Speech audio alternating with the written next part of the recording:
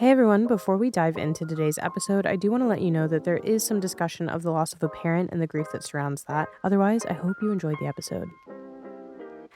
Hey everyone, welcome back to You Are What You Love. I am your host, Marissa Tandon, and today my guest is a friend and coworker of mine, actually. She is an actor with an original background in stage, and she's done some voice acting as well. You may have heard her in one of our shows as Mina in That Vampire Show. And she's also a writer, which is something that I think is a particular treat. You may get to see some of her work coming up soon. So I'm excited to have Megan on and talk a little bit about her personal experience with media and what she loves. So, Megan, welcome to the show. Thank you so much. I'm so excited. Me too. I'm excited to have you here, and I always have fun. I feel like our time zones take a second, but we're always either like in the middle of the night for you or in the morning for me, and it's always a fun like witching hour to get together. I'm very excited to have you on because we're talking about something that I really enjoyed and is a little more recent than I would say than a lot of the stuff that we've covered. So, what are we talking about today? What is the piece of media that changed who you are? We are talking about NBC's The Good Place and also The Good Place, the podcast. There were other like more fandom-y, like nerdy, teeny sort of things that I thought about, particularly Buffy the Vampire Slayer. But I feel like this being something that I did come to more recently, it kind of made it easier to be like, these are the tangible ways that this has affected my life, which I Yeah. feel like the like stuff that was maybe more formative is harder to know how. Yeah, that's interesting. I think like a lot of people, I think Sequoia, Simone in particular, talked about like trying to figure out with that question what it is that actually causes sort of like a domino effect and Mm, trying to find that thing where you actually do say like if this hadn't come into my life or I hadn't seen it or read it or whatever, um that I actually would fundamentally be different as a person.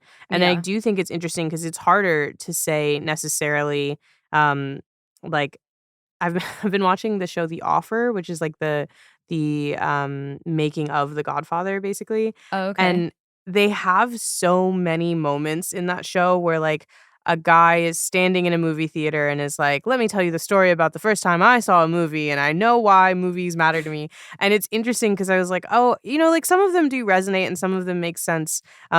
But it's always interesting to me when people can really pinpoint and say, "This exact moment is the moment I changed as a person."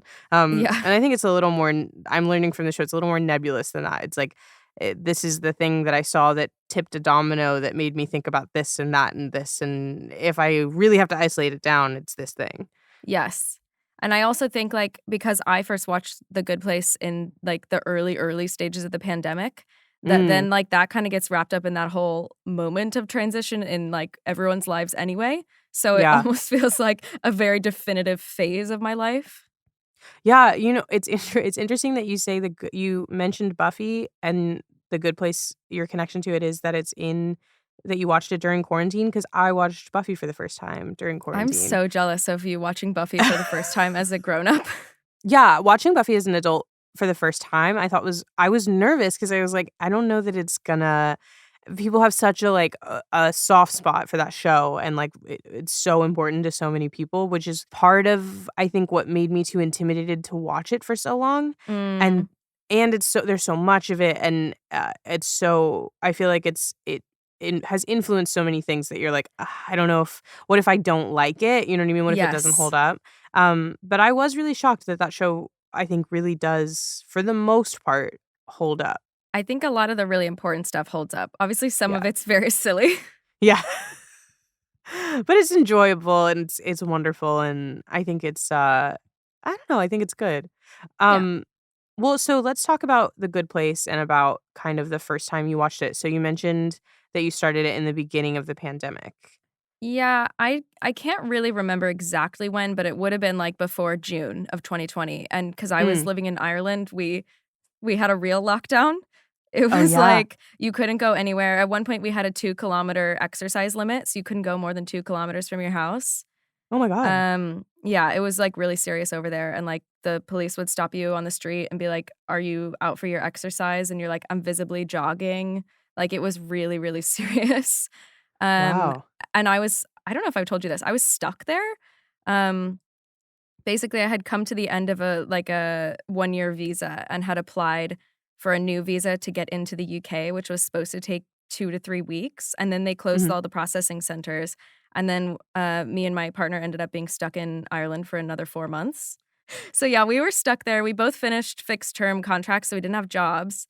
Mhm. Couldn't really get new jobs because it was a pandemic, and also we were gonna move to England literally at any moment, and the UK Home Office had my passport, Mhm. so I couldn't have gone anywhere anyway, so it was like running out of money by the day, like, still paying rent in a global pandemic, Oh just my us 2 in gosh. Ireland, yeah. So you are an American that lives in the UK. How did you get from US to UK to trapped in Ireland? Okay, so during undergrad, I went to Loyola Chicago and I studied abroad for 1 semester in London at a program that doesn't exist anymore, but it was an acting program run by Fordham University. And then I moved back to Chicago, finished my undergrad, and then because it was a BA program, I felt like I needed a little bit more if I was gonna go out and, like, compete with actors who had come out of BFA programs. So I came to London to do the MA Shakespeare degree from Lambda, and that was a year long, and at the end of that, I didn't have a visa to stay here. So, one thing you can do if you're a recent graduate, certain countries will have agreements with each other called a working holiday, which is, like, for young people to go experience another country. And the US has one with Ireland that lasts a year, and it's a full working visa, but most people do it, like, just to go travel around and work in a pub or work in a hostel or whatever. So, my boyfriend and I went there partially to do something different and partially because we wanted to live together in the same country, and that was the country we were allowed to do it. Yeah, and then we were trying to come back to England when the pandemic kicked off. Goodness. I do really think it's interesting because there's almost like this path that you hear a lot of British actors talking about, which is like the drama school path of wanting to take it very seriously and get traditional training, which I don't know that there's that same idea in, like, the American acting pool, whereas, like, it's a BFA and you kind of go and it's a little bit more centered on sort of screen acting, where it sounds like you went and studied the classics and really kind of, like, dug into stage acting. And did you feel like that was something that you had to go overseas to do, like, to really go to where it's that craft? Yeah, I feel like I got a taste of, like, the British conservatory style, when I did that study abroad program through Fordham. It's very much like, I'm sure you can find comparable BFA programs in the States, but I feel like the British drama school is, like, kind of known for churning out great actors, Mm. and it's very, like, voice and movement focused and very, like, full body sort of training, um and yeah, I knew I wanted to do Shakespeare, even though I haven't really worked on much Shakespeare since, which is kind of funny. But yeah, it was Shakespeare, Restoration, like classical French, classical Spanish. So Mm. basically nothing after about 1700. Yeah.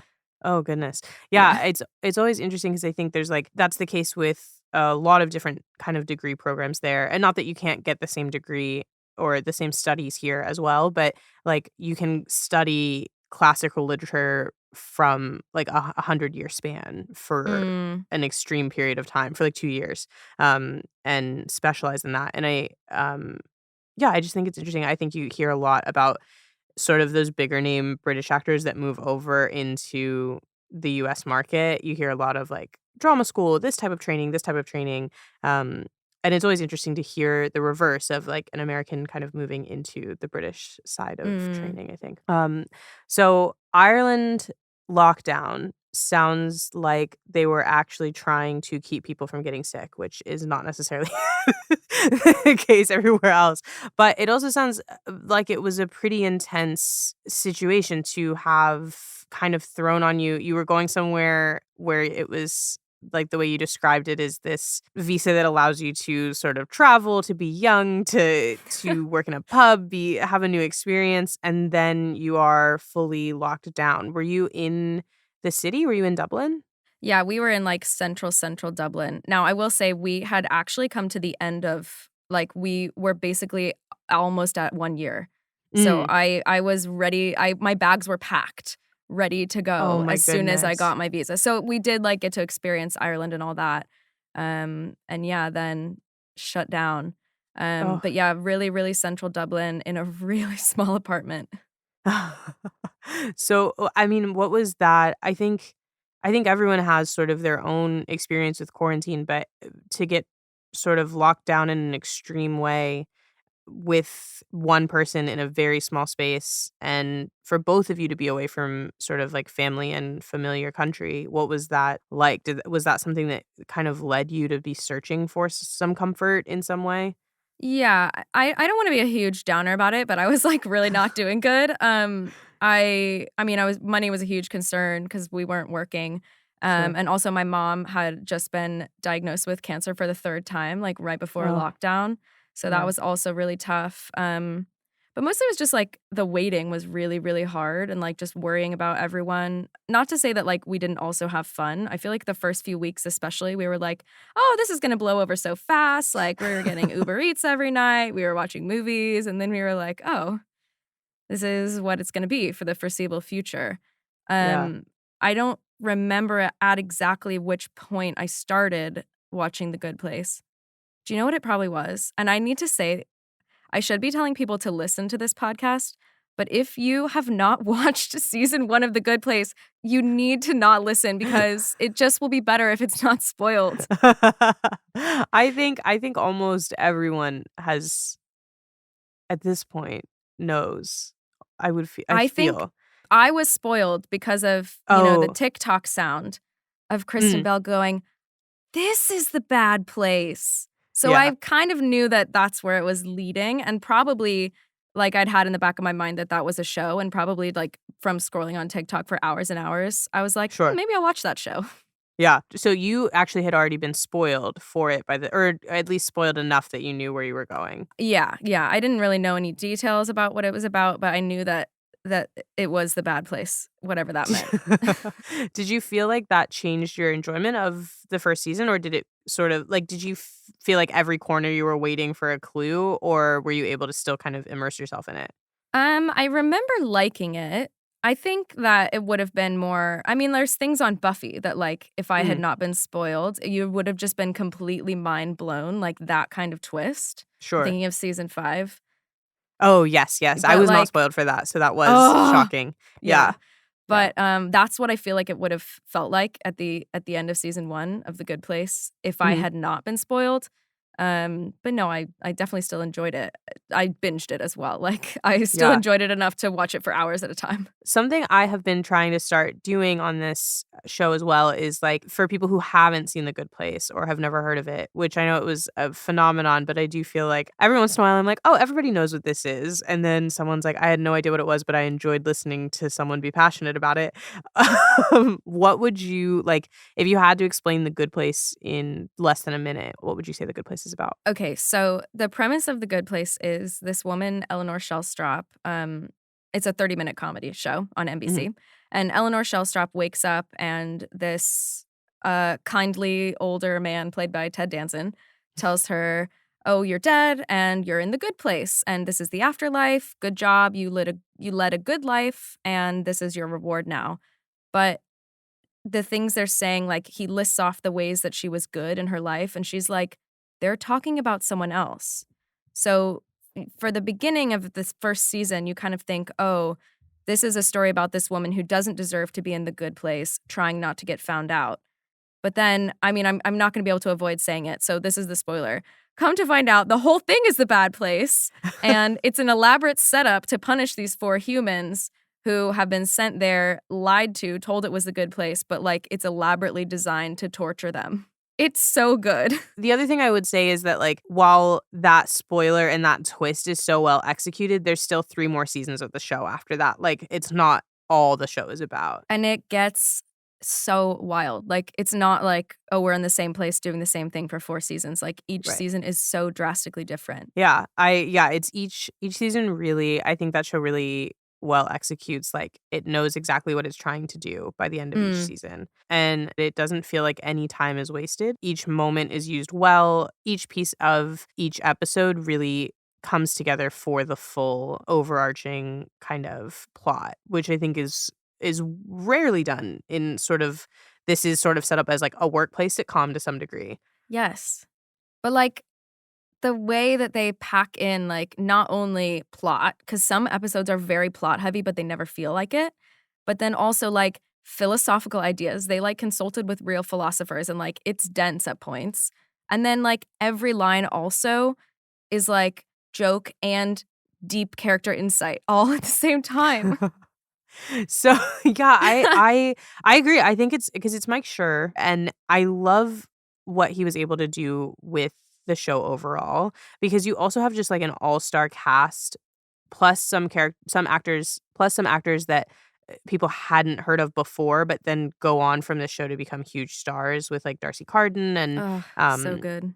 so good, and, like, I think something that I really enjoyed about that show, and I don't know if you feel the same way, was even with it being so dense, it was so enjoyable. Like, it did a pretty good job of never feeling like you were being preached to or like, this is the message of the episode.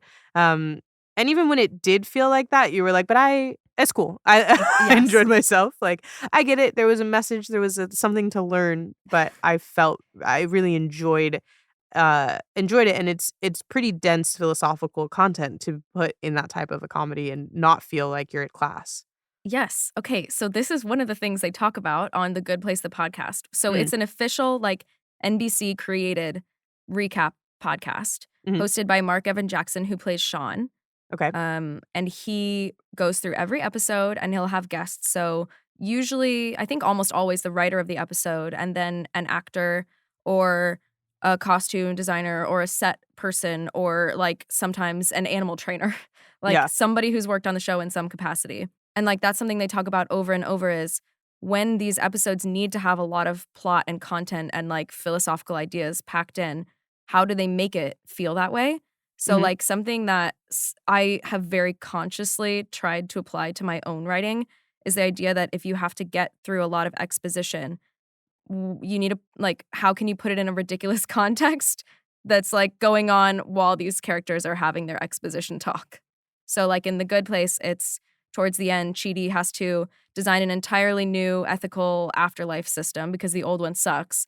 But he's wearing Disco Janet's roller skates. And then also they're going to present the new plan to the judge while randomly Timothy Oliphant is there for no reason. mm, yeah. Yeah, I really like that, and it's interesting to hear you talk about kind of, like, watching the show, then listening to the process behind the show, and finding ways to connect that to your own writing. Was that one of the first times you were listening to a process after watching the content, or is that something that you've always been interested in? I love a recap podcast. But I don't think I've listened like I usually listen to fan made ones. I don't think I've listened Mm, to one made by creators. Um But I didn't listen to the podcast the first time I watched The Good Place. So I think it was good got to it. have one time to enjoy it and then one time watching it a little more analytically, which then also coincided with me, like, being paid to write for the first time. So I think that Yeah. was really useful as well because I don't have, like you talk about fan fiction all the time on here. Like, my background in writing is fan fiction, like, sad Mhm. poetry when I was a teenager. I don't have, like, formal writing training of any kind. So, like, even things like them talking about act breaks and, like, problem solving as a writer and, like, how you structure episodes and arcs, like, that's very important because I don't know those things. Yeah.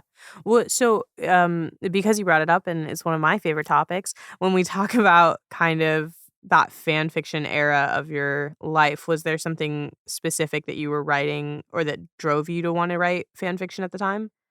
I think initially it would have been Harry Potter, like, as young as 10 years old. Maybe there was a Sisterhood of the Traveling Pants one, potentially. Ooh. And then, like, yeah, lots of Buffy, um, and then, like, even into college, I was still writing fan fiction like Captain America and, The Walking Dead. I wrote a lot of fan fiction.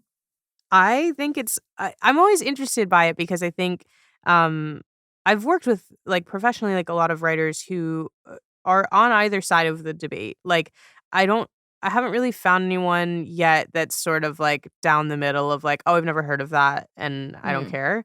I think you really it's almost it's a parting of the Red Sea to some degree. There's a group of people who feel that fan fiction is something that's not relevant or not good or doesn't teach you anything about writing and ultimately like you should leave the canon as it is.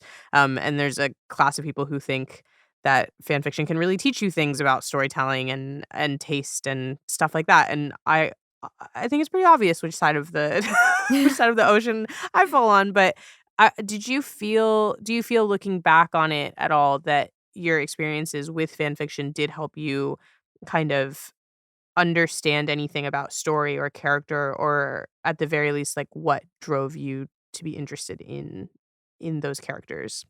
Yeah, I think it definitely helped me, like, learn how to write, specifically with, like, character voice because you haven't created the characters, but a good fan fiction writer, like we all try to be, can put the way the character speaks specifically into the story, so then once you've created your own characters later on, you have practice with, like, how would this person specifically say that thing different to how anyone else would say it? Yeah, I love the specificity of dialogue that I think fan fiction teaches you because there's two things that you're doing, which is one, I think fans are looking for the fact they're looking for characters to talk more, right? That's why they're here. They want to hear more of it.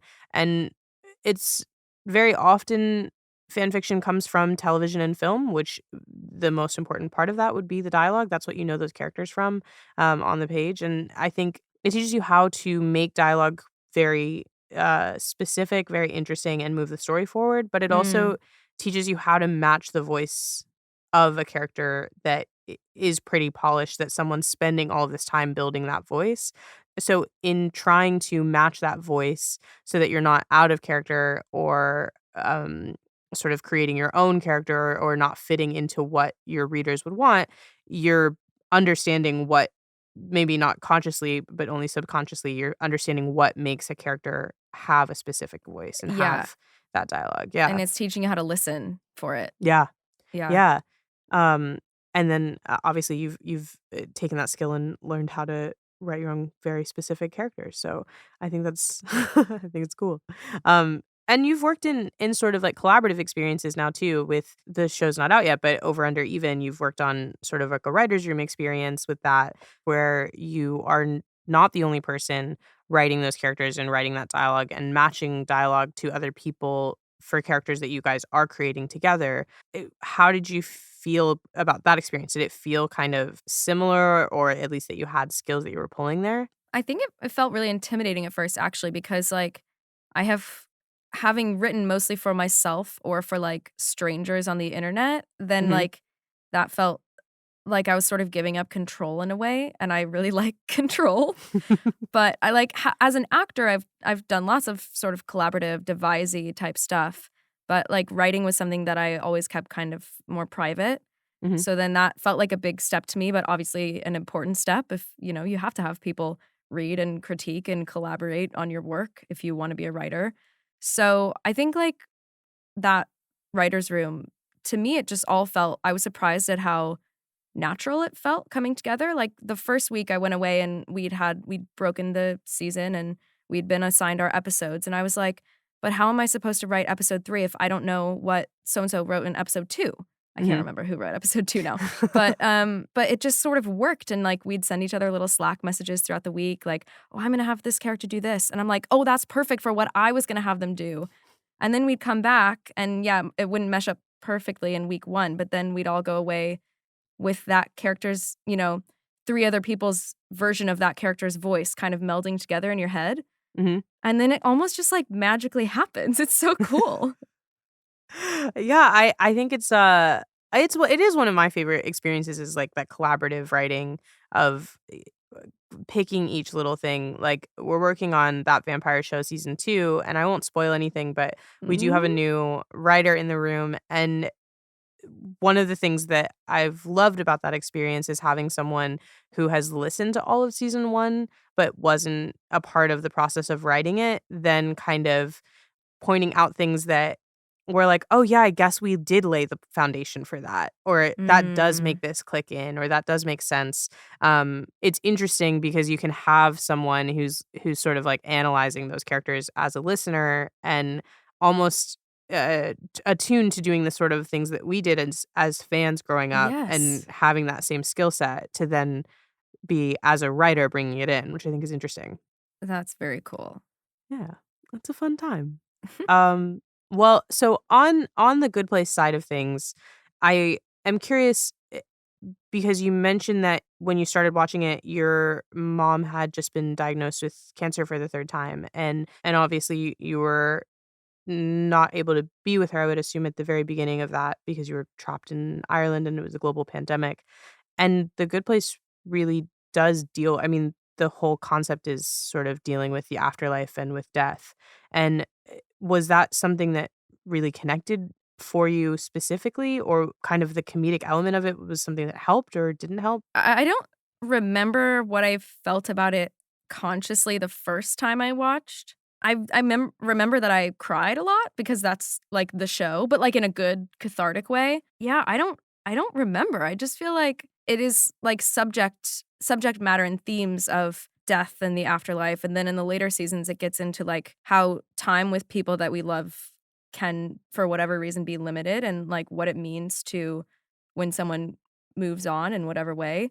Mhm, And I think, like, what makes it okay and, like, what makes it a good cry and not a bad cry is that the whole show's outlook is really positive and, like, mm, it's sort of like I'm crying, but in a healing way. I'm not crying in a the world is bad way, which I think really helps, and, like, that's the kind of outlook I would like to have on the world is that it's generally good and people are generally good, so I think that is one of the reasons I really like the show. yeah, I think the show deals with death in a really interesting way because it is making it funny, right? Like, I even feel like the way Eleanor Shellstrop dies is funny. Like, it's a funny she gets crushed by shopping carts, like Yes, while buying tequila. right, they've found a way to take something that I think is hard to talk about and actually make it enjoyable to watch, and I think often you forget that these characters are dead in Yes. a way that it's nice. It feels sort of just comforting. It removes the stakes enough because from the beginning, they're already dead.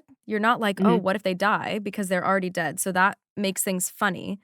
But then mhm, as the show goes on and on and on, somehow, even though they're already dead the whole time, then the stakes are like a million because, mhm.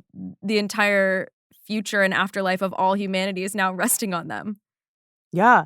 Yeah, I thought something that I found interesting too, thinking back on it, is, like, they talk a lot about philosophy, but for a show that's about the afterlife, they don't talk much about religion, Mm. and I was curious about your feelings about that or your thoughts on that because I think the afterlife is something societally that I think is very tied to religion, and the question of sort of, like, where do we go from here? What happens next is something that I think everybody has, but everyone also has a different answer to it. And I was interested on your feelings of like how they managed to create an afterlife that sort of fits for everyone to some degree. Yeah, I think, like, by making it non-religious, it make as a non-religious person, it makes it more interesting to me, and I also feel that has been done, whereas something like this really hasn't been, and also, it makes it right off the bat, it's more funny because, like, as we're getting the exposition of what afterlife is this, Michael says, "Oh, yeah, that guy in the wall, that's Doug Forsett." Like, every religion got it a little bit right, but this guy smoked a blunt in the '70s and pretty much just figured it all out, like, by chance. So Yeah. then I think you're setting it up to be like, "We're not saying anyone's right or wrong, we're just doing something new, and it's weird and funny." Yeah. Yeah, I think there's just like elements pulled enough of each feeling that you could go whether you're religious, non-religious, or what type of religious you are. If you are religious, um, you kind of feel fine with it. Like there's nothing that makes you go, "Oh, they're telling me I'm wrong," or they're telling me that someone else is right. It's another one of those elements that they manage to sort of fit in that works for everyone, which I think is interesting. Yeah, and I think, like, maybe because more of us don't know about philosophy, like, I know less Mm. about major philosophers than I do about major world religions, so then it's, like, new ways that I haven't thought about things before. Yeah. Yeah, I think something that is interesting about it is that it ultimately comes down to sort of like morality and the idea of good versus bad and what makes a good person and what makes a bad person. Um, and in some respects, they literally do put sort of a point system on whether or not you lived a good life or a bad life. Um, Mm. and there's something very simple about that, which obviously it becomes less simple as we go, and we learn more about sort of what system makes up the good place and what the problems with it are in later seasons. But did you feel anything about sort of like a very simplistic point system? You are a good person, you are a bad person, and this is the score you need to achieve. I feel like obviously the show eventually sets it up to be like, this is not a good system and here are the reasons why. But I Yeah. think what makes it fun is like, so in season 1, you have this elaborate cast of characters that the demons have created to help torture the humans. And one of them is this demon named Vicky, who's pretending to be real Eleanor, who they kind of set up the idea that the main character, Eleanor Shellstrop, has like taken her place in the good place. And the real good Eleanor has been sent to the bad place by mistake. So a real Eleanor comes in and she like volunteered with orphans and she's so perfect and self-sacrificing and like nice but not fun. Hmm. And then you have Eleanor, our Eleanor, who is hilarious and a bad person, but like you like her because Hmm. she's funny and you relate to her. And so then it's like, okay, well, even setting aside the fact that she's a demon, this real good place, nice Eleanor, I like the mean one better. So, like, we as an audience then get to relate to and root for the characters. It's like, well, yeah, Eleanor Shellstrop's kind of a piece of shirt, as they say, Hmm. but, like, I want her to be better enough, but not so much better that she becomes boring. And they do it so well. She stays herself and, like, she becomes a better person, but she's still Eleanor. So there's something really interesting about what you just said, which is like, as an audience member, I want this character to become better, but not so much better that she's boring. And I think there's something really specific there, which is like when you're talking about morality and a moral compass and a good person versus a bad person, is that the idea of like a person who is strictly 100% good is quite boring to watch because there's a lack of humanity there. There's a Yeah. lack of, like, an interesting character in someone who does not struggle to do the right thing ever. It's more interesting to watch Eleanor, like, really wanna do the fun thing, the mean thing, the selfish thing, but then fight to do the right thing. Like, Mhm. that is much more relatable and interesting, like, from a audience standpoint and from a storytelling standpoint. Yeah, agreed. Yeah, I think it was funny that you brought up, Captain America specifically as someone that you wrote fan fiction about because as people on this podcast or people who listen to this podcast know, I am a deep Marvel fan, and Captain America is one that I have such a struggle watching with the first film because I'm like, my God, how nice for you to just always want to do the right thing. Um, it's not how most people work, but but it's Captain America and Steve Rogers in particular doesn't become interesting to me until he starts to struggle with what the right thing is, and Mm. most of that I think for him in the MCU specifically, the comics are very different, but in the MCU specifically, that character doesn't start to struggle with it until he finds out that the sort of system he's been working for is actually part of the bad side of things. Mm. And that's when he starts to sort of like struggle with making his own decisions and his own moral compass and whether or not he should follow what, and that becomes interesting to me. But Yes. that first movie, I'm like, okay, yeah, go fight, win. Like, Yeah. but yeah, I think I do think like those characters that you relate to are the characters who struggle to do the right thing and ultimately do accomplish it in in some regard. Yeah, and I think, like, with Eleanor specifically, it's a really fine line of how much do you laugh at her and how much do you laugh with her. 'Cause, Mm. like, she's just bad enough that it's like, "Oh my god, I can't believe she would do that. That's so funny and wrong." But, like, okay, but that thing I would do a little bit. Yeah, there's just enough like relatability to that Yeah. character. I'm curious, when you watched it for the first time, did you watch it by yourself or was it a communal experience of in any regard?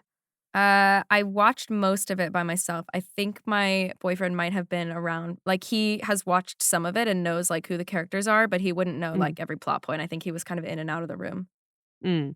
Was that, like, consuming that show by yourself, like, making it sort of a solitary experience in a solitary time? Did that feel like you connected more or less with the show because of that?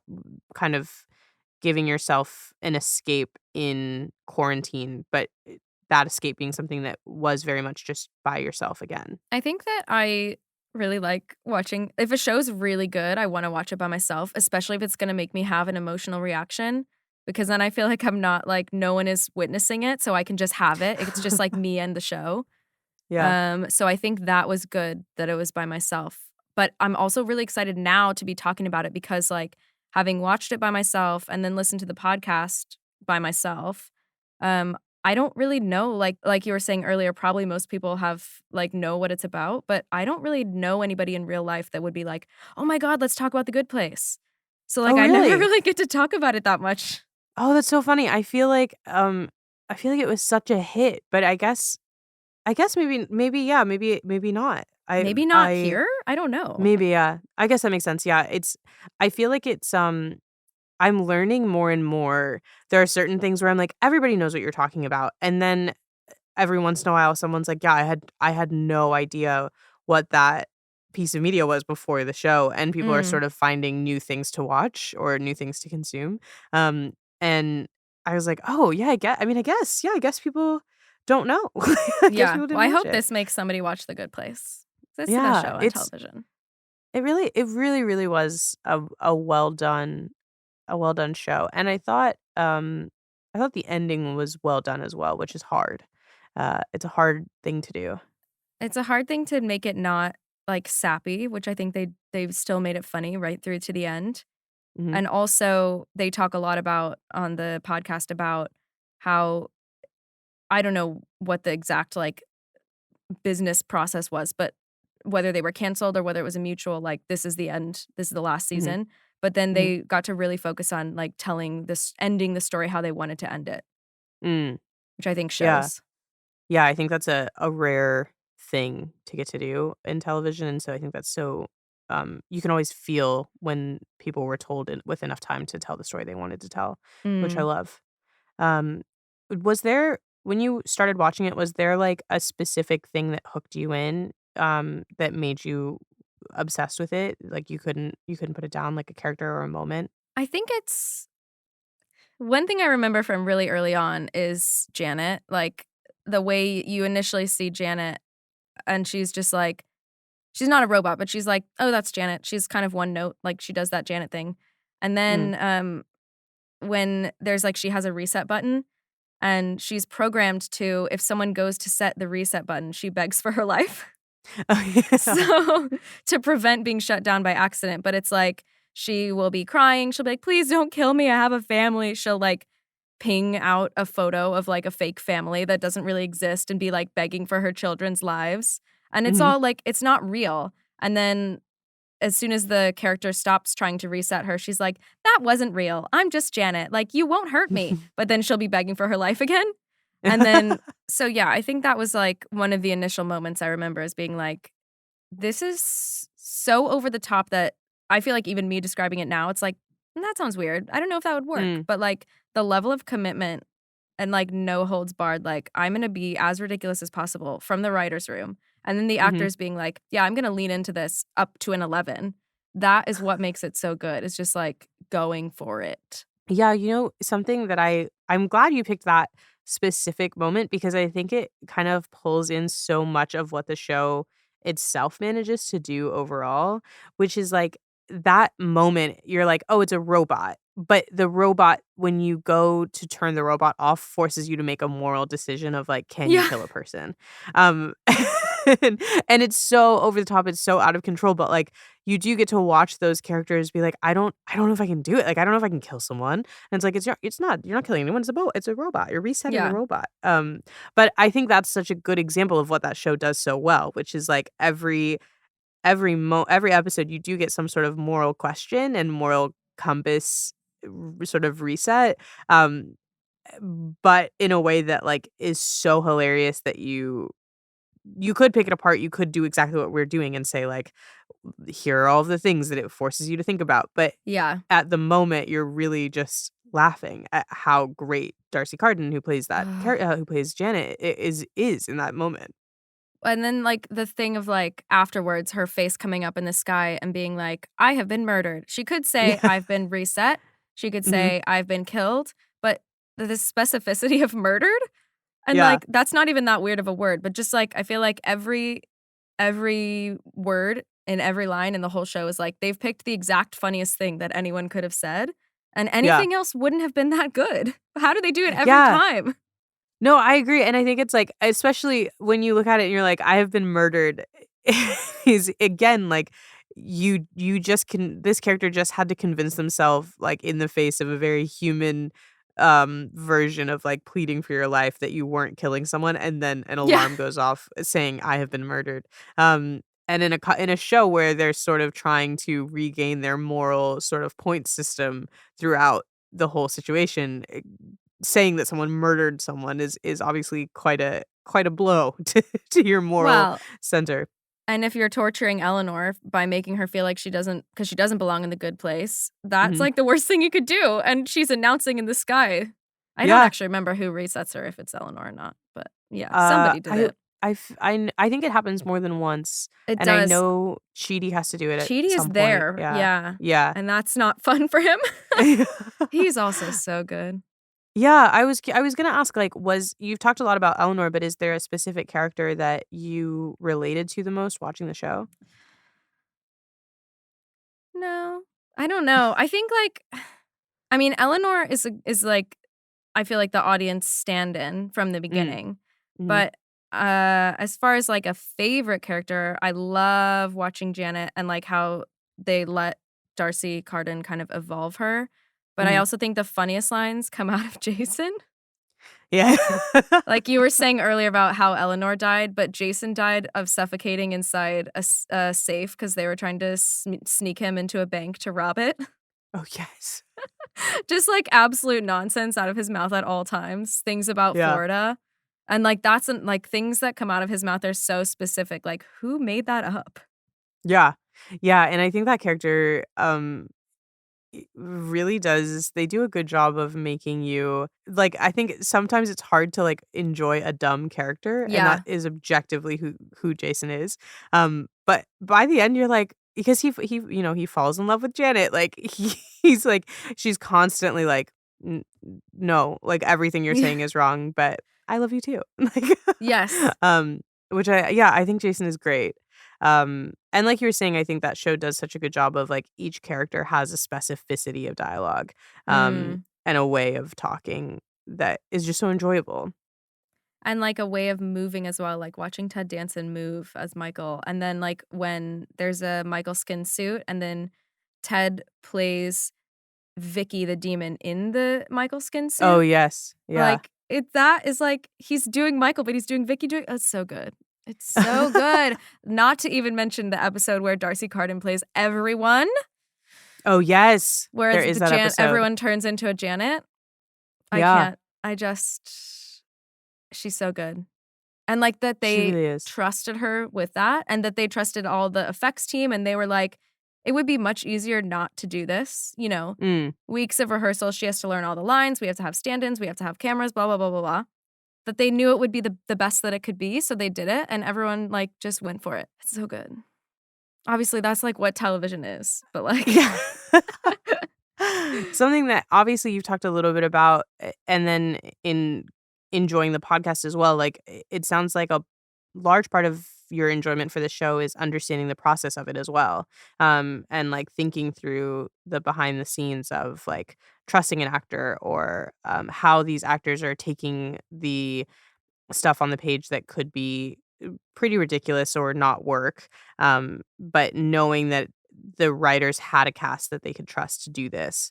Um, has this show sort of have you always been interested in sort of like that part of things coming together? Obviously, you are involved in part of that as like your career. You are a part of a process.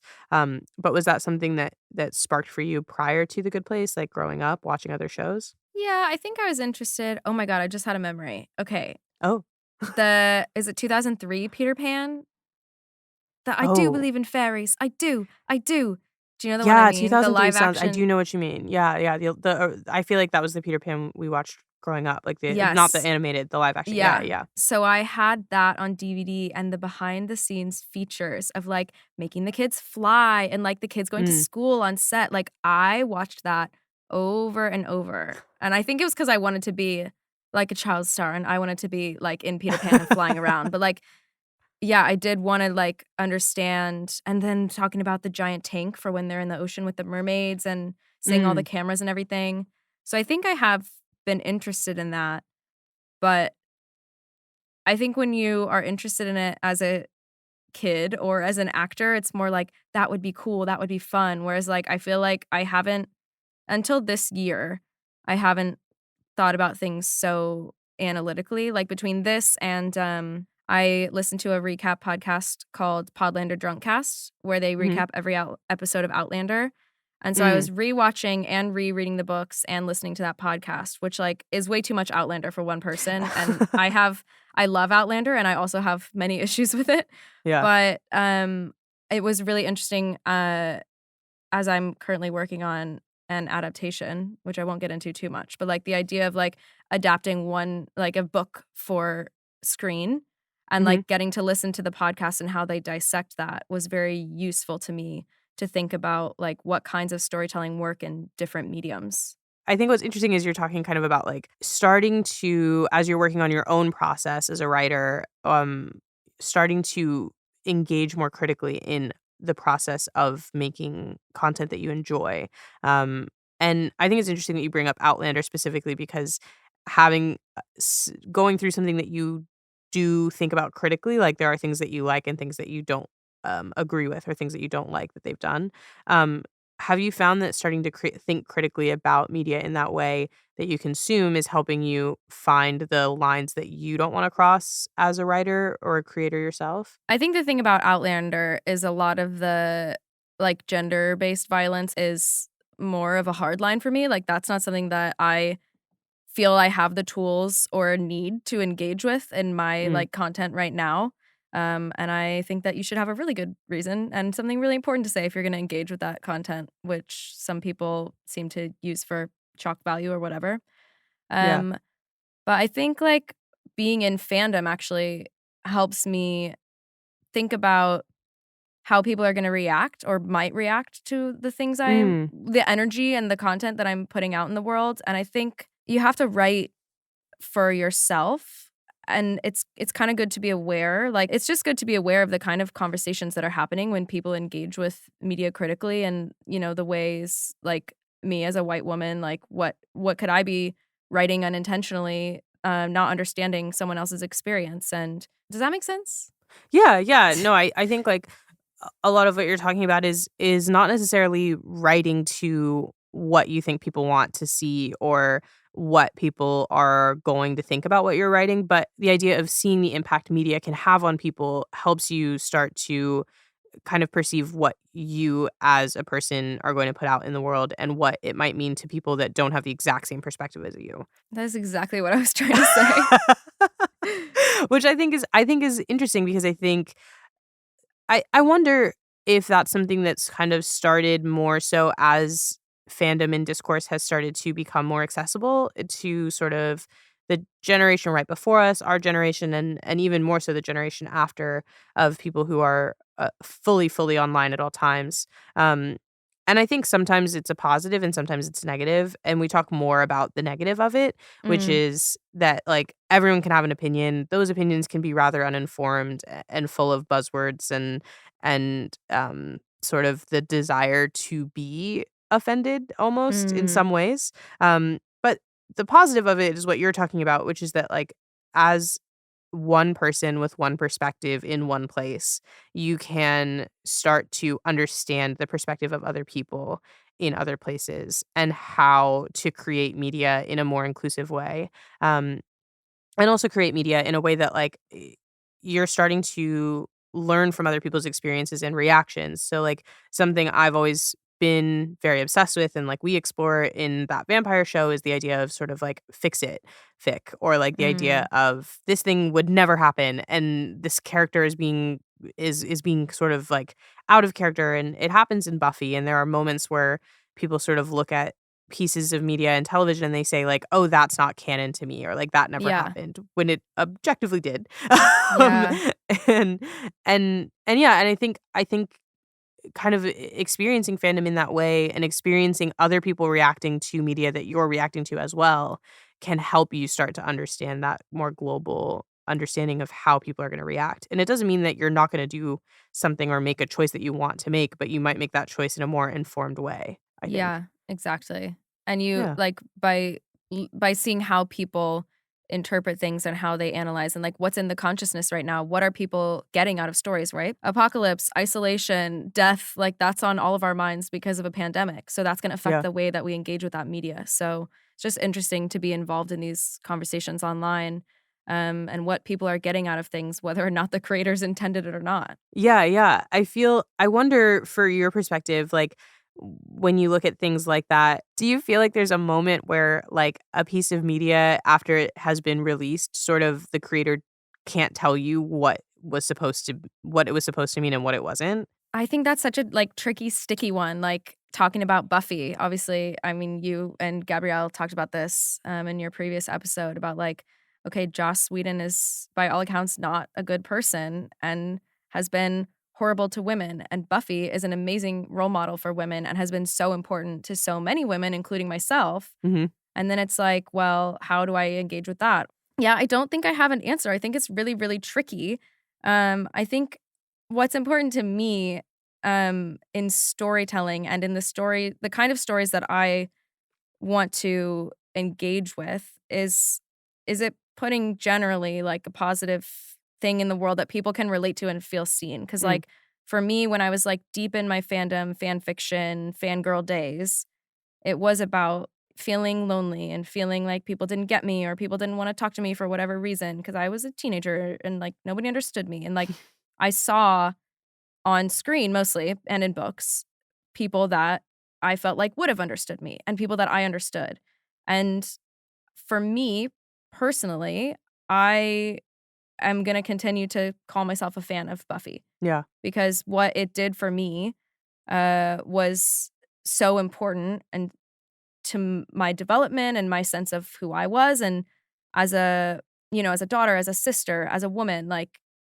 the things that I got out of seeing who I wanted to be in Buffy are really important and beneficial in general to the world, I think. Yeah. Yeah, I think Joss Whedon is such a sticky one because I think especially with Buffy, it becomes one of those things where it almost feels like to invalidate what you got out of Buffy in terms of, like, how you view yourself as a woman because of Joss Whedon's poor behavior towards women invalidates Mm, the work that some of those women did as well. Like, yeah. I think Sarah Michelle Gellar, posted her only statement, I think, on the whole situation, un unless I missed something, was basically like, "I always wanna be Buffy Summers. I never want to be associated with Joss Whedon," and I'm paraphrasing. I know there was, like, the way she said it Mm, was not exactly like that, but that was the message. It was very short, it was very to the point, and it was essentially like, "I'm proud of the work that I did as Buffy. I think Buffy was very important and huge to the culture and to a lot of women everywhere." And I think it's hard to say that, like it's hard to say that it shouldn't matter to you because of that one person, mm. when, like, those women did actually do quite a bit of work and did craft that character and craft that experience for you. And the writers as well. I feel like you can kind of tell which episodes are a lot of the time written by women Mhm. and whether those stories have more insight or more nuance, that is a factor as well, I think. Yeah. Yeah, and because we started talking a little bit about it with, like, Outlander, and I think the idea of, like, whether violence against women and those choices should be made. There's the episode of Buffy that everyone sort of says shouldn't have been Yeah. there with Spike, and I'm intrigued by it because I do think even watching it as late as I watched it, I was like, oh, this is it feels out of character. It feels messy. It feels wrong, and it feels unnecessary. Yeah, I think that's what I was kind of trying to get at earlier, which is like if there had been more context explored when they made that decision, like, Joss might have his reasons for wanting that to be included, but you need to look at and I don't know what conversations people were having in, what was it, 2002 when Yeah, it came out? very Like, different time. but how you have to, this is what I was saying earlier, is like, how is your audience going to receive this in the wider context of your entire show and the entire world that they live in? Yeah. And I think that then looking at the context of the later season, like the earlier seasons and the last season, it's like this just doesn't go with the No. rest of everything else that's happened. So then I'm like, well, you basically retconned this into one episode, and then the rest of it is like that's why I feel like I think I said that to you, Mhm. is like I don't consider that canon because it Yeah. makes no sense. But like No, it ultimately really doesn't. it happened on screen. It is canon. Sure. It's If you have to be, you know, like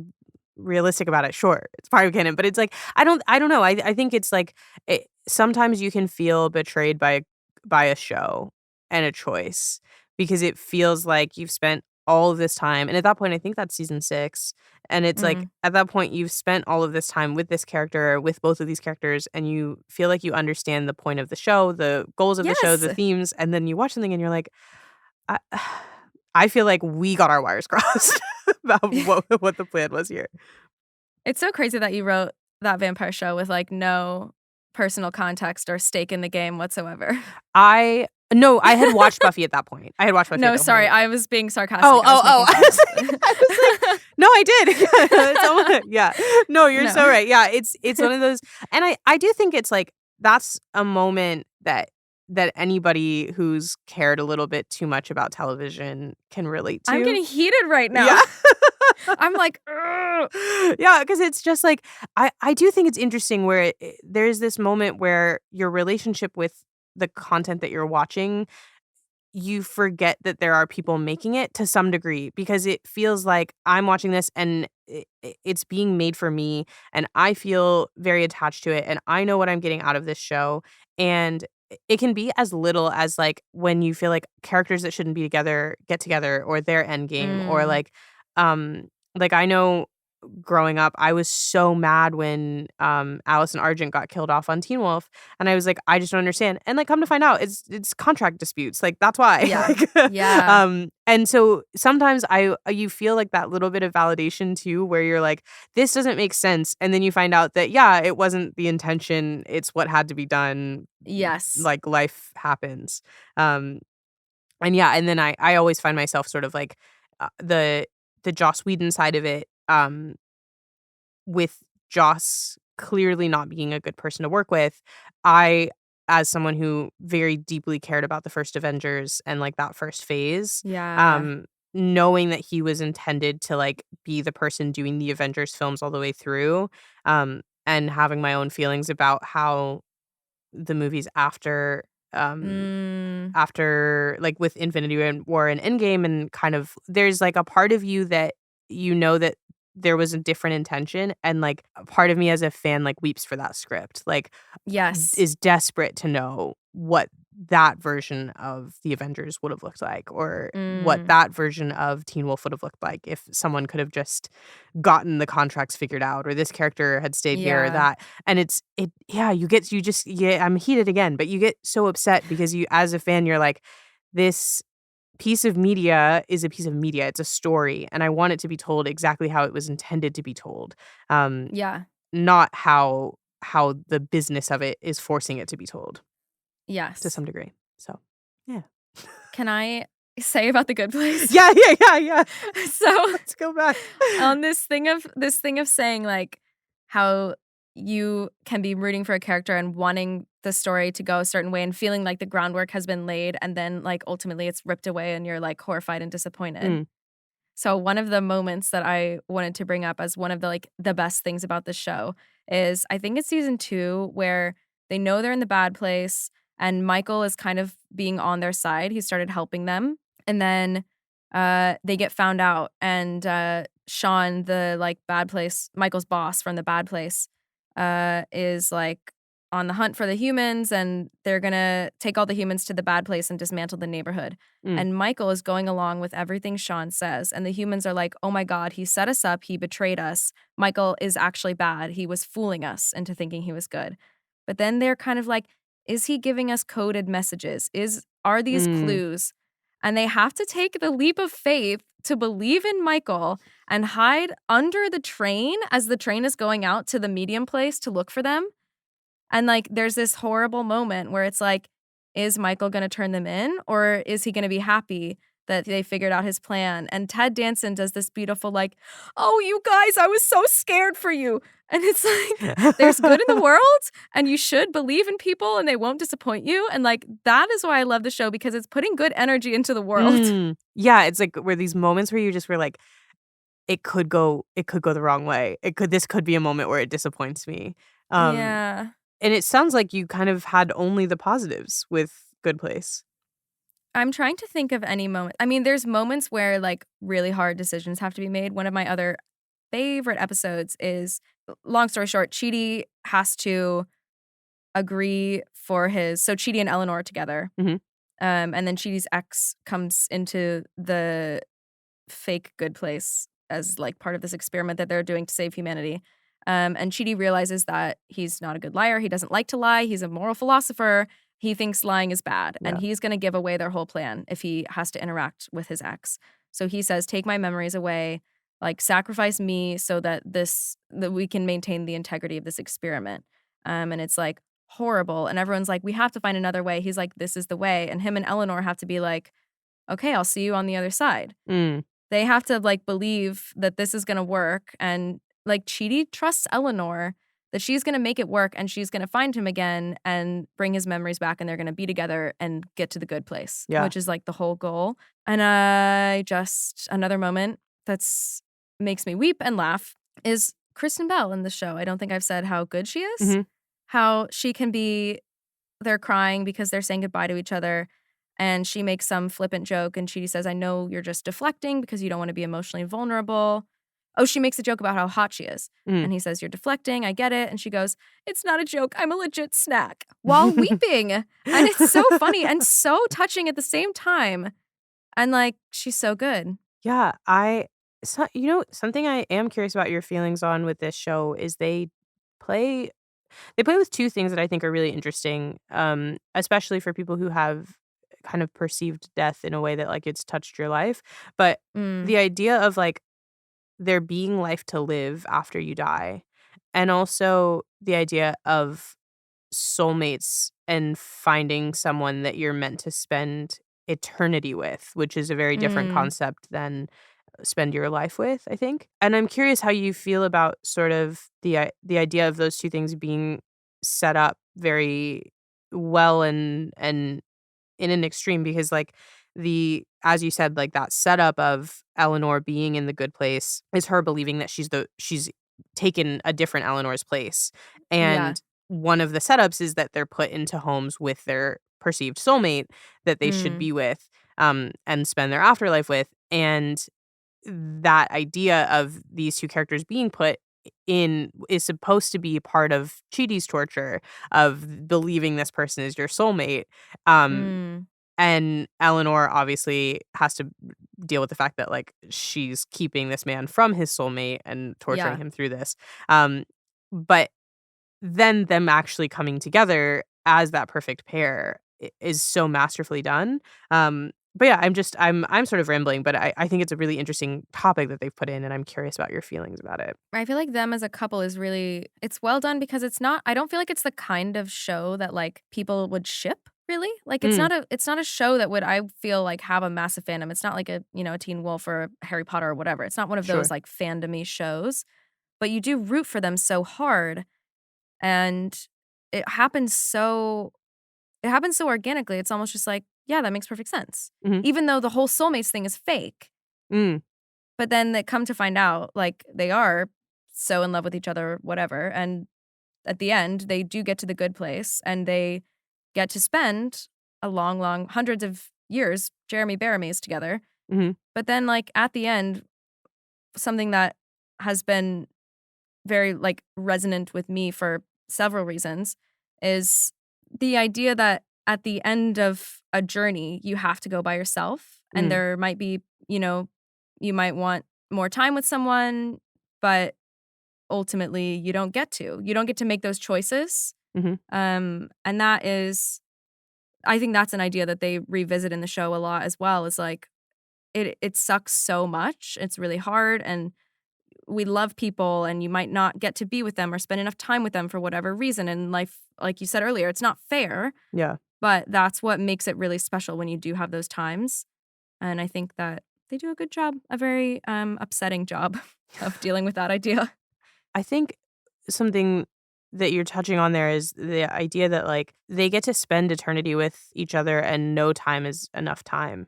Um, like to quote an epic film, Twilight, Edward Cullen in their wedding vows says, no measure of time with you will be enough, but let's start with forever. And I think there's always something very romantic about that, but there's something very realistic about what you're talking about with The Good Place, which is that it, it doesn't matter how good the times are, how long the times are. It always feels like when the time to say goodbye comes, it hasn't been enough time. And the I think the thing that they do very well with that arc that you're talking about and that they talk about it a number of times is, like, even when you're perfectly happy and even when it feels like you're meant to be with someone in life or in an experience, those experiences don't always end at the same time, and there's the Mm, unfairness of that, of someone's journey coming to an end before yours does, and your journey having to continue without that person. Um, yeah. Even though that person, I think they do a very good job of perceiving it as though that person is at peace. That person is no longer, um, I don't know that suffering is the right word because they're not suffering, they're in a happy place, but the idea of that person being at peace, of that person being in a quote unquote good place Yeah. makes it harder for you to move on yourself, but that not everybody's journey comes to an end at the same time.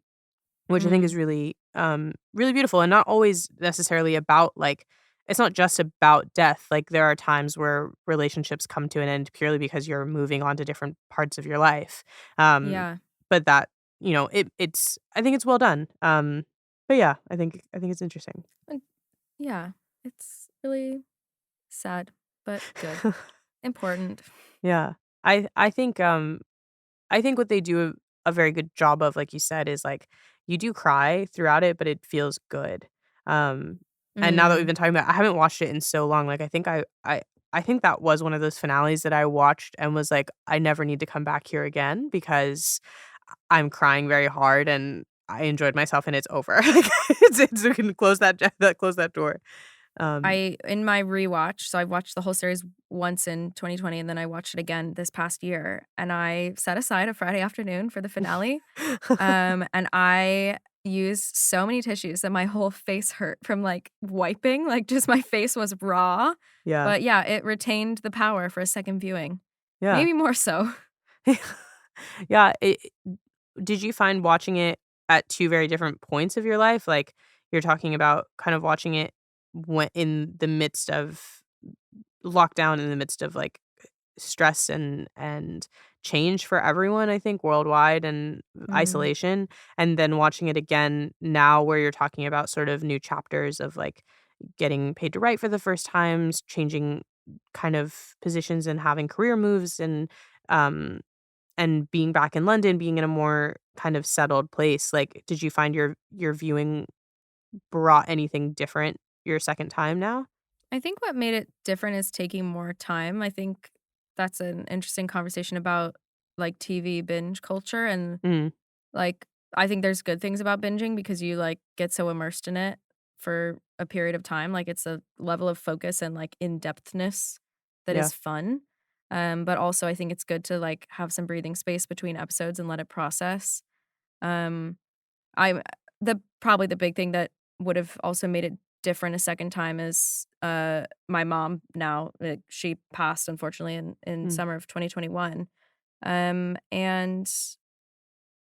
I don't think that I, like, really for most of the watching like the early afterlife stuff, I didn't feel like I was thinking about my mom in the context of the show, but obviously in the last season, as we grow closer to like the end and the point of having to say goodbye, like that definitely did bring up some stuff for me. So that I would say that was different. Yeah. Yeah. Did it feel like it brought you like a cathartic kind of situation of going through it, or that it brought up kind of, I think grief is one of those things that it takes a really long time to process, and I've been listening to so many people talk about it as I process my own, and like Yeah. trying to find the understanding of like it's something that you may never fully completely process. Like, you will always be learning something new about what you're feeling or about what you haven't thought about yet, or it's just sort of never ending, um, in a way that can feel very insurmountable. And I'm curious if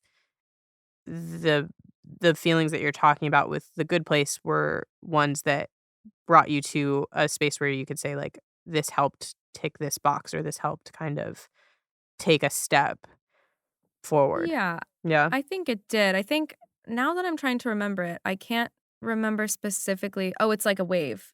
What Mm, Chidi says to Eleanor like the night before he's gonna go through, like that was good, mhm. helpful. Not to say that I like believe this version of any like afterlife or philosophy literally, but just the idea of like, oh, that's a nice idea. Like if I'm feeling sad about my mom, that's a nice way to think about it. That could be a tool for me to process in some way.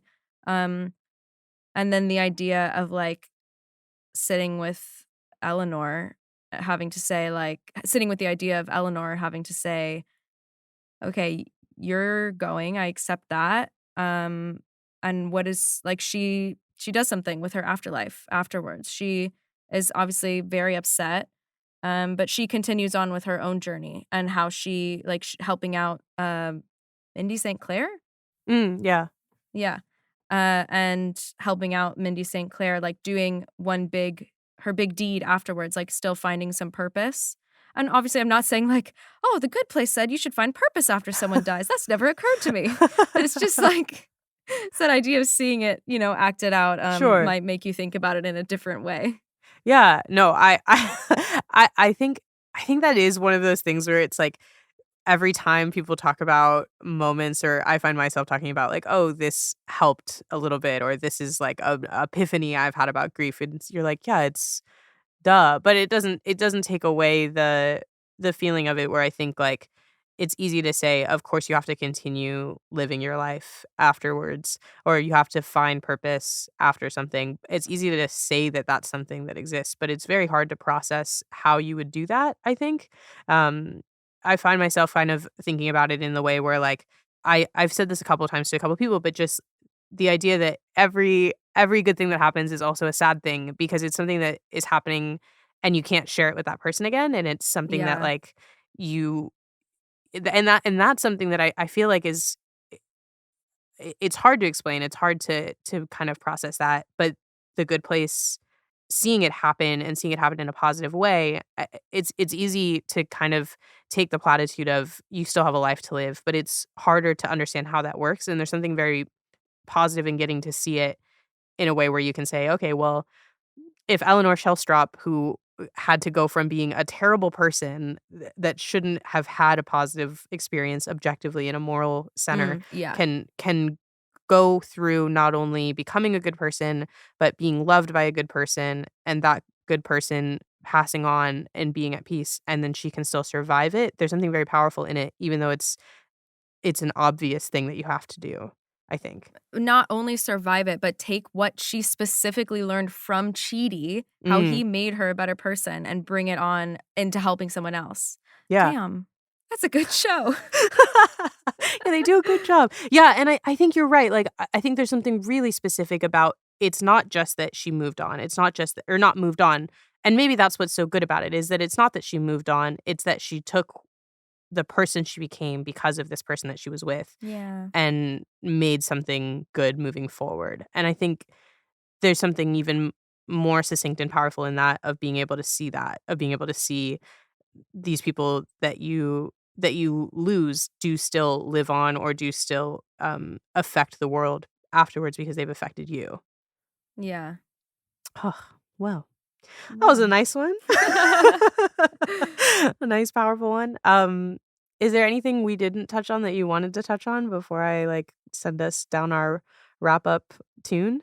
You know how I was saying earlier about, like, the faith that they had in Darcy Carden in the Janet's episode and, like, Yeah, trusting her to do all that stuff? yeah. One of my other favorite things, like, favorite anecdotes about the show is, obviously, I know people's careers progress and whatever, but so Lizzie Pace was a writer's assistant on the early seasons and Mm, then a script coordinator for season 4. mhm. Um, and Mike Schur was like, "Lizzie Pace, I want you to write an episode in season 4," and didn't say which one or anything, and then announced to the whole writers' room, "Oh, guys, episode 6 of season 4, Lizzie's gonna write it." Uh, And then everyone being like, "Yeah, Lizzie's gonna write it." And, like, that idea of, like, this writer that you've nurtured in your writer's room and, like, trusting mm, her with her episode and everyone being like, "Yeah, Lizzie." I love that.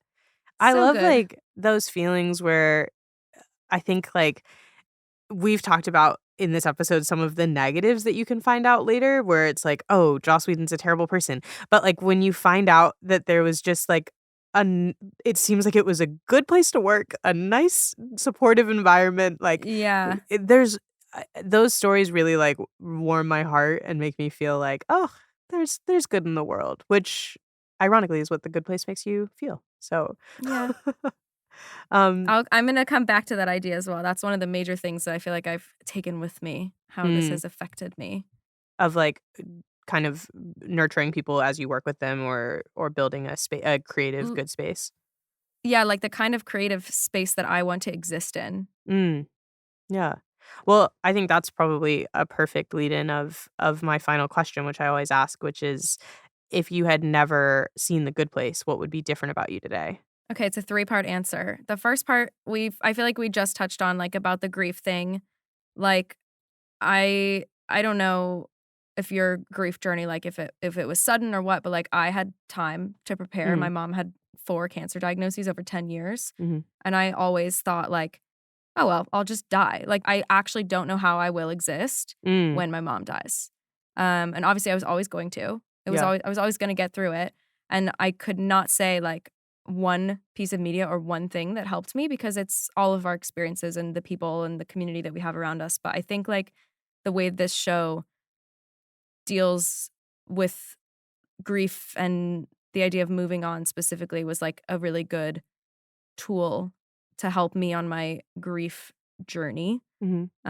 So I feel like that was a good thing that I got out of it, and, that's still a process that's ongoing.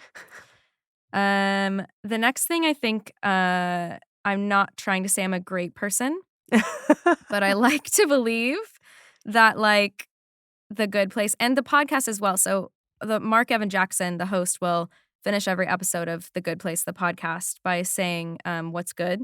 Mm, Meaning what's a force for good in your life, and some people will say, "My kids, my dog," or "working on this show," or they'll come, like, use this space to talk about a charity that they work for or are passionate about or whatever. mhm. And, like, I one of the things that I really don't like about myself is I'm a really angry commuter, and, like, just I feel like I go out there in the morning with real negative energy, and I'm angry at everyone for taking up space, and it's really hard to be that way when you have sweet Mark Evan Jackson in your ears saying, "What's good?" So then I'm like, I feel like I really make a just like Eleanor when she's a dick in season 1, a Yeah. deck, uh, be like, I have to consciously be like, "There's no need for that. We could work on Mm, this." yeah. So I feel like maybe it's made me a slightly better person. And part 3? Um, Part 3 is I talked a little before about, like, how much this has helped me, learn about the craft of writing in a way that I Mm, didn't before, but also I think, like, just that everyone comes on The Good Place, the podcast, and, like, sings each other's praises, like, no one says a bad word about anyone. They're always like, "This is the coolest job, the coolest people. I trust my coworkers." Everyone trusts each other and lifts each other up all the time. Like, you need to listen to this podcast. It's just so uplifting. And, like, that working in the arts is really hard, and you get mm, told no all the time, which then feels really personal because it's like, "Oh, you're saying that what I have, like, my heart that I've given to you on a platter, you've rejected me and said it's not good enough," which is the nature of the business. mm, But, like, it's really nice to have such a role model of, like, what I what the ultimate goal is. Like Yeah. the idea of working on something that is so technically beautiful and brilliant, and also everyone like really seems to love each other and love each other's work is like, I feel like it has really helped me stay in it over the past almost 3 years since the pandemic Yeah. started. Oh my gosh. I feel like has helped me be like, yeah, this career does suck sometimes, but we're staying in it. And that is good, I think. Yeah.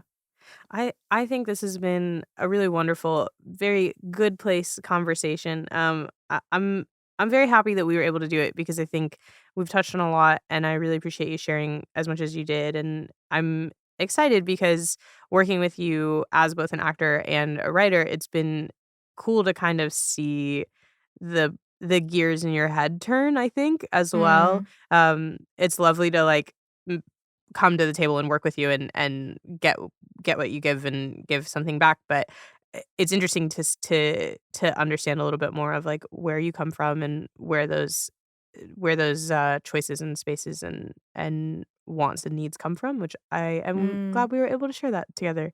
And I'm very happy to have done it. So I thank you very much for, I think as ever, I always thank people on the show for being vulnerable and open and sharing a little bit of themselves with our listeners. So thank you for joining me today. Thank you so much. Let's talk more about fandom some other time. Yeah, always, anytime. Great. Well, for everyone listening, if you would like to hear more Megan right now, you can hear Megan as Mina in That Vampire Show, and you can also hear Megan as Tammy in the first thing that we ever did together in the middle of the pandemic, Life on Pause. So if you are curious about lots of more Megan's voice, you can hear it right now. And keep an eye out for a number of projects that are coming out very soon with her amazing words behind the script. Between now and next Wednesday, if you want to keep in touch, you can follow me on social media at Marissa Kamari, anywhere you get your social media fix. You can also sign up for my newsletter by going to our website, tandonproductions.com, clicking on You Are What You Love, and signing up there. I send out an issue with every episode of this podcast. And we just started a Discord server, so if you want to connect with me, with other listeners, and talk about the types of things that we are talking about on this show, you can join that by clicking on the link in the episode description. Until next Wednesday, I hope you are enjoying what you love.